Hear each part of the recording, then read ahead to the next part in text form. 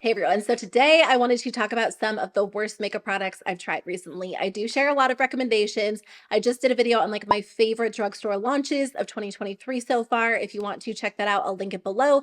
But in trying a lot of products, because it is my full-time job to review makeup, to test it out, I do come across really good products, but also really bad products. And honestly, in this case, there aren't a ton of products that are just like outrightly terrible products. They might have one or two qualities that are really nice, but I think a lot of these are just mediocre products. And for the price point, they're not worth your money. I always want to be someone on YouTube that you can trust to share the best products, but also products that aren't very good and aren't worth the money, because that's my job. My job really is just to be able to share the pros and cons so you can decide whether or not something will be worth it to you. Makeup is so expensive these days. Like, it honestly blows my mind sometimes when I see the price point. So to spend a good amount of money on something and just experience a mediocre formula sucks. It's like the worst feeling. So I hope you guys enjoyed today's video. I hope it's helpful. I'll link some alternatives in the description box in case you're looking for something similar that I actually like. I've been going back and forth on this product for a little while. I really wanted to like fully put it to the test before deciding how I felt about it, because every time I use it, I feel like I'm just wanting something a little bit more, like something a little bit better. I can usually make it work for me, but it takes extra effort and it doesn't really look that great in the end. These are the e.l.f. Halo Glow Beauty ones. I actually have two products, the contour ones and then the blush ones as well. The highlighter ones, in my opinion, aren't quite as bad, so I didn't include those in today's video. So there are some differences between the contour ones and the blush ones, but I do feel like both of the formulas are pretty watery, like very, very thin. So they do blend out quickly, but as I blend them out, they look pretty uneven on the skin. There definitely isn't like a smooth appearance by any means, and they end up looking pretty patchy. They do lift my foundation a little bit, not quite as bad as some other liquid products I've tried, but in the end, my base doesn't look as good as it did before I applied these products. I'll swatch these for you. I have two different shades of the contour ones. I have a very cool toned one and then also a little bit of a warmer one. The colors are nice, and in the end, I feel like I can make it work. I have these on today, or I have the shade light to medium on today, but I just feel like there are other options I like better. I definitely prefer the Flower Beauty contour wand, which I know some people think that one looks patchy on the skin, but that's definitely not the experience for me. I feel like that formula is very smooth, really, really even, whereas this one's really watery and it looks patchy. I also prefer Milani's contour wand to this as well. I do like these shades, but the actual formula isn't great. And then the blushes, I was so excited about like a glowy liquid blush, because a lot of liquid blushes are more matte. Of course, Charlotte Tilbury does have the glowy option as well, but these are significantly less expensive. But these almost look full-on metallic on the cheeks. They enhance all of the texture on my skin, and it brings up, or like it highlights texture that I didn't even know I had. Like when I wear these products, I'm like, oh, my skin looks so bad today. So I really don't like the way these look. I would say, if anything, you could maybe use them as a liquid highlighter, because there are some pretty pink shades. And again, I know there are people who enjoy these, but I just feel like they look full on metallic rather than giving you like a natural glow, which might be what you're going for, but for me, it just wasn't flattering. Again, I didn't feel like the highlighters were quite as bad. They definitely have like that metallic look. They're a little bit thinner, but I feel like, when I wear those, I'm not quite as disappointed as when I'm wearing one of these products. So you'll have to let me know what your experience has been. Unfortunately, they didn't work for me. You know how much I love e.l.f. I wanted to like these because I've been excited about products like this year, but I definitely prefer Flower Beauty or Milani. I'm still holding out hope that Flower Beauty ends up launching blushes like this, because that would be amazing. So these were unfortunately a fail for me. I do have another liquid blush to talk about. I know I talked about these in like a monthly favorites and fails, but I like to share them in like a full-on roundup, and then I probably won't talk about them until the end of the year again. But these are the Charlotte Tilbury Pillow Talk Matte Beauty Blush Wands. I've used them a few times since I last mentioned them.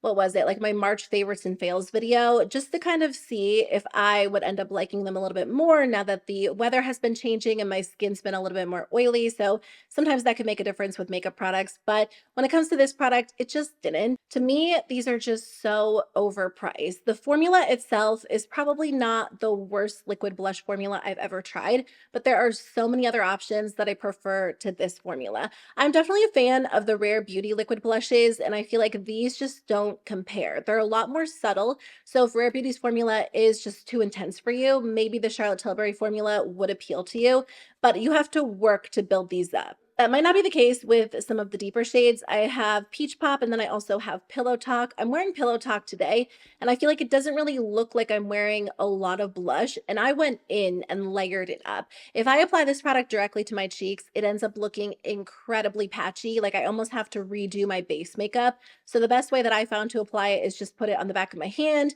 and then use the makeup brush and tap it on that way. And that's definitely better. But again, it takes a lot of building to get it to show up even on my skin tone. The other thing about this product is that it just doesn't last on my skin. It fades so quickly, which is probably to be expected because it is so incredibly subtle anyway. I'm not even like a really intense blush fan, but I feel like if you're spending $42 on a blush, you want it to go on easily, you want it to show up, and you want it to last on the skin. And I just feel like these don't do any of those three things. So definitely one of the worst formulas I've tried this year. I do want to talk about another glowy product. This is the Smashbox Photo Finish Illuminate Glow Primer. I do love a lot of Smashbox primers. The Primerizer Plus is my favorite. They redid their primer line last year and kind of improved some and added some. This one sounded like it would be an ideal option for me because I do love a good glowy smooth base, and this applies really nicely. It's very silky feeling. It feels like you're applying a almost like a glowy sunscreen, but it doesn't have SPF in it. It actually has vitamin C in it, which I do like, but I do feel like you're paying for that with the $42 price point. If you already have a good vitamin C serum in your skincare routine, you probably don't need it in your primer as well. This has a little bit of like a metallic sheen to it. So I would say if you're wearing it on its own, it's definitely going to enhance texture quite a bit. But it almost seems to enhance texture even when I wear foundation on top of it, but that glow doesn't really show through. So you get, all of the texture without any of the glow, and my foundation ends up moving around. So this product is not ideal for me as someone who has oily, textured, acne-prone skin. If you have very dry skin and you like a glowy product and you want that vitamin C in your primer, maybe you'll like this, but it's $42. I would recommend just sticking with like a glowy SPF, like the e.l.f. Whoa Glow, or adding in a glowy product on top, like the e.l.f. Halo Glow Liquid Filter. Those are both two of my favorite glowy options, and they're significantly less expensive. Okay, I wanted to talk about this lip liner formula that I've been testing out lately. It's from Too Faced. It is the Lip Injection Extreme Lip Shaper. So it's meant to be a plumping lip liner, which sounds interesting. I have something like this from Catrice, I believe, and I like the product. I feel like it doesn't really do anything to plump my lips, but the actual formula is nice. That's kind of the same case with this formula from Too Faced. I really like the formula because it does glide on so easily. It's very creamy, and then it dries down and it does not move. It's actually kind of hard to remove at the end of the night.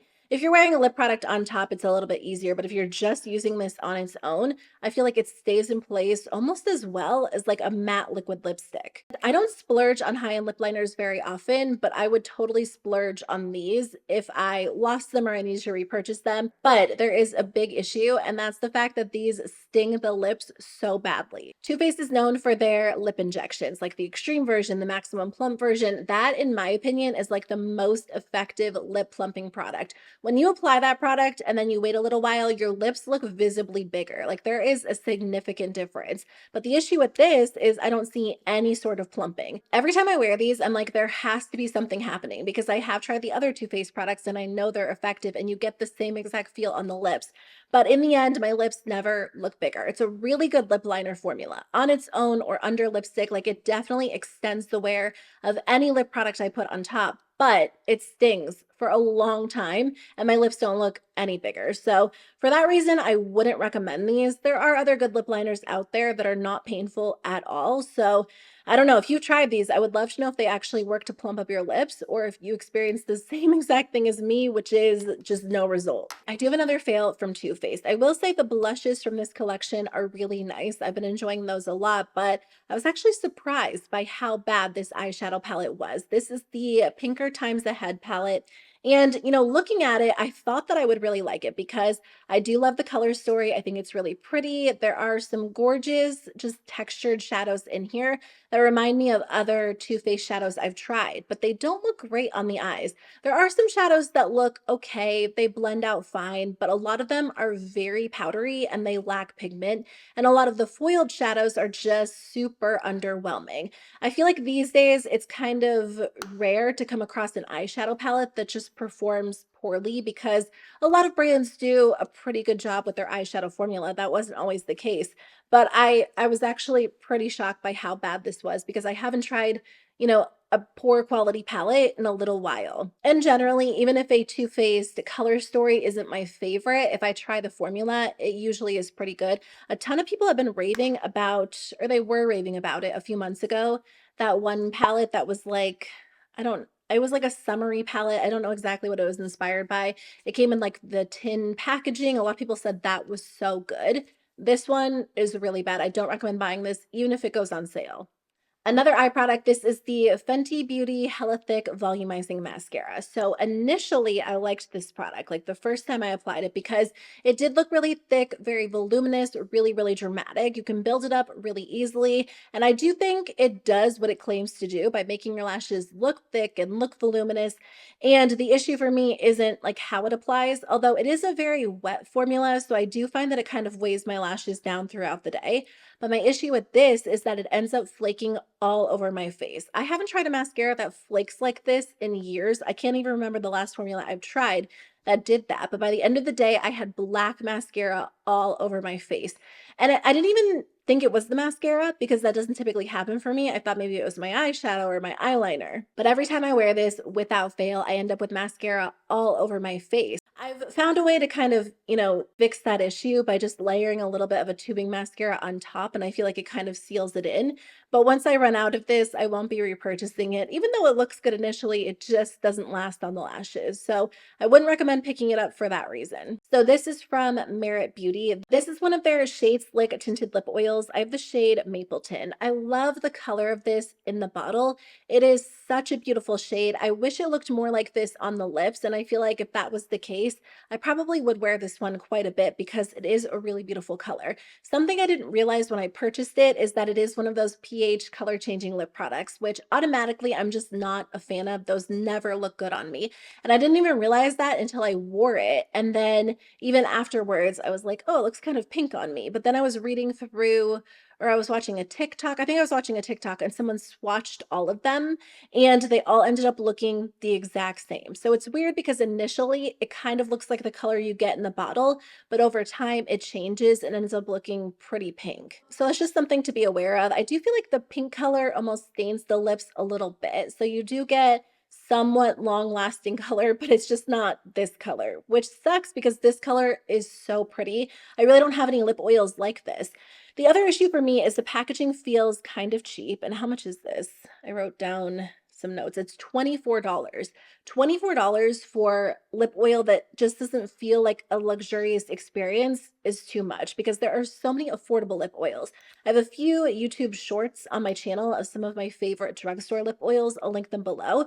But, when I use this product, the doe foot is so tiny, and that's just personal preference, but I love like a big doe foot applicator that just feels a little bit more luxurious. Because this is so small, I feel like I have to dip back into the product like 4 or 5 times to get as much as I want on the lips. The formula itself isn't bad, but it's not great. And again, for that $24 price point and all of those factors combined, I feel like I just expected something a little bit better. So this was a fail for me. I don't recommend it. I just think there are other alternatives out there. Like, save your money and just go with the drugstore option. Last product is something that I wanted to share because I've actually been able to make it work for me, but it just doesn't work as it's intended. This is from Mel Cosmetics. It's their Slick Waterline Eye Pencil, and I have the shade Ivory. This is such a creamy formula, and I know some people are looking for that when it comes to eyeliner. Maybe you want something that just glides on so easily and you don't really care about longevity. If that's the case for you, you might enjoy this formula. I actually got a comment from one of you guys saying this does last really well for you. So again, that could be the case,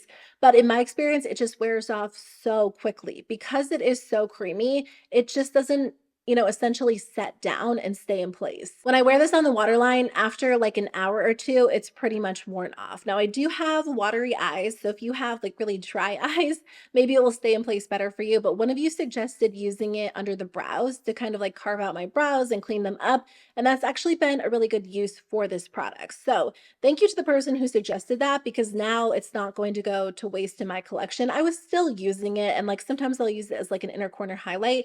It's a really nice nice creamy pencil, just not ideal if you're looking for something that actually stays in place well. So I just wanted to share my updated thoughts on this. Oh, I actually have one more product. It's not a makeup product, it's a skincare product, but this was so bad. So I wanted to mention it in case you have more sensitive skin like me. This is from Naturium. It is the multi-peptide eye cream. I will say, apparently Naturium is a little bit of a controversial brand, which I did not know when I talked about them on my channel. I think last month or the month before, I got some comments that were like, "Oh, I'm so disappointed you use that brand." And that's like a little bit frustrating as someone who does make a big effort to really not use controversial brands or brands that very clearly don't align with my values. I've stopped purchasing from so many brands: Ofra, Juvia's Place, Anastasia Beverly Hills, Shein. I only tried one makeup product from them, but I don't purchase from them. Morphe, Jacqueline Cosmetics, like there are so many brands I don't support because I truly try to just be a conscious consumer where I can. And it's tough because so many brands are under drama or controversy, or they say and do terrible things, or they have horrible people in charge. And it's very hard, honestly, for all of us in all areas of life, but we can only do the best we can. But anyway, all of that being said, if there is a brand that I do share on my channel and you feel like they're just not a good brand, I'm always open to feedback, just saying like, heads up, this might not be a good brand for this reason. But I feel like you can't automatically assume everyone knows everything about every brand because there are millions of brands out there. So obviously you can Google what happened with Naturium, but long story short, the owner of Naturium was like promoting the brand on YouTube or on Facebook or something without disclosing their relationship with the brand, just kind of sharing it as like a brand they tried. And then eventually they said like, "Oh, this is my brand," which is against FTC guidelines. I think there's probably a little bit more to the story, but they did have kind of like a shady start. Again, you can decide whether or not it is a brand you want to support, but this is a product I tried that did not work for me.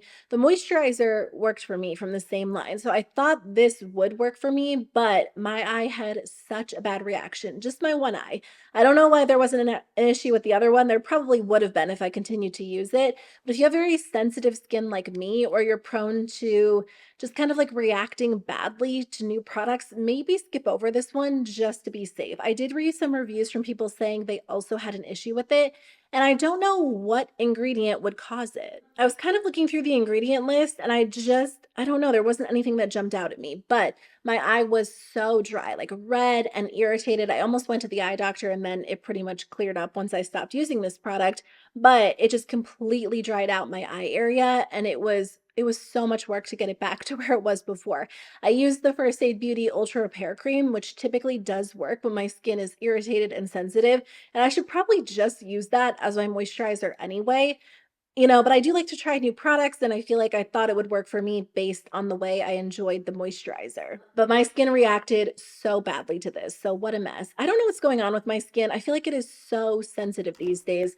Like I started using the e.l.f. Holy Hydration face cream with SPF, and it's perfectly fine on my face, but I used it on my neck, and now my whole neck is so dry, and it just didn't like that product. I feel like certain parts of my face, like around my eyes, my neck, they're more sensitive than other areas, but it's so frustrating because I can't find products that I love sometimes. Like I have eye creams I like, but I'm trying to find like a moisturizer with an SPF that works for like my neck, my chest, the back of my hands too, because I like to apply that before I apply SPF just to make sure I'm like fully covered. I do use an actual SPF, but why not have it in my moisturizer too? But anyway, that's everything I wanted to share with you in today's video. All of the makeup products that I just don't think are worth the money. I get a lot of feedback from you guys that you like these videos as much as you like favorites videos. So I definitely want to keep filming them if you enjoy them. Thank you so much for being here. I really appreciate it. I will do a video like a full face of makeup I hate, because I did a video like this a few months ago. So at this point, I do have a lot of products that I could use in that. I think that could be interesting. I've never done one like that. So stay tuned for that, but thank you so much for watching. I'll see you very soon with a new one. Bye.